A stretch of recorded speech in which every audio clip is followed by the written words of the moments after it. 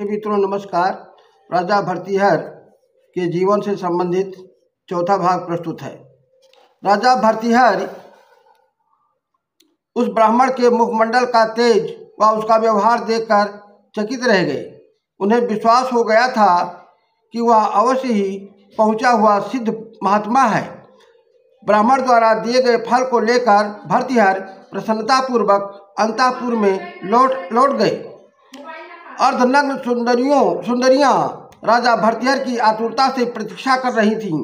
उन्हें आकर्षित करने के लिए कुछ ने अपने कठोर स्तन की निरावृत किए हुए थे, कुछ की कदमी खम्भसी जंघाएं श्वेत मोती की तरह चमक रही थीं।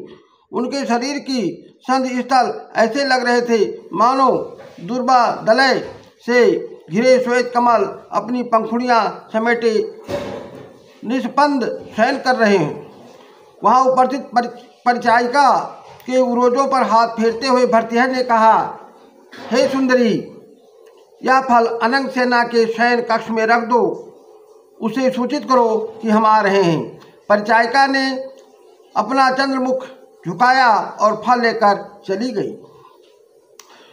सुंदरियों ने जब राजा भर्तृहरि के मुख से अनंग सेना का नाम सुना तो उनके चंद्रमा के समान सुंदर मुखों पर उदासी छा गई। अनंग सेना राजा भर्तृहरि की सर्वश्रेष्ठ प्रिया थी। उसके बाद पिंगला का स्थान था। राजा भर्तृहरि कुछ समय तक उन सुंदरियों के कुचाग्रों का सुख लेते रहे।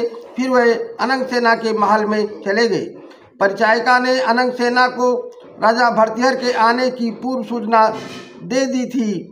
वह राजा के स्वागत के लिए प्रस्तुत थी। अनंग सेना परम सुंदरी थी। उसका मुख शरद पूर्णिमा के चंद्र सदृश ज्योति था। उसके नेत्र कमल पुष्पों को भी लज्जित कर देते थे। वह साक्षात रति सदृश प्रतीत होती थी।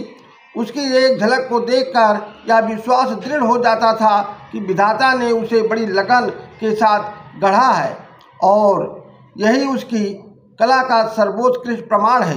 राजा भर्तृहरि उसे पटमासी के संबोधन से पुकारते थे।